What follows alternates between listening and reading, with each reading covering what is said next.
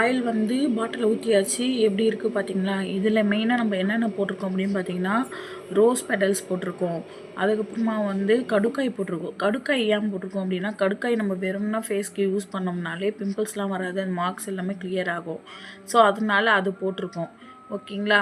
அதுக்கப்புறம் saffron, மஞ்சிஸ்தா, rose, இது இல்லாத பீட்ரூட், கேரட் போட்டிருக்கோம். 4 டைப்ஸ் ஆஃப் ஆயில் போட்டிருக்கோம். இன்னும் ஒரு 2 ஹெர்பல்ஸ் பவுடர்ஸ் போட்டிருக்கோம். ஸோ ஸ்கின் நல்லா க்ளோ பண்ணி கொடுக்கணுன்றதுக்காக. நல்லா எப்படி இருக்குது பார்த்தீங்களா?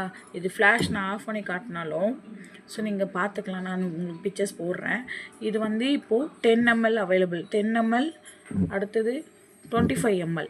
இது பெருசு. ஓகேவா? 10 ml, 25 ml.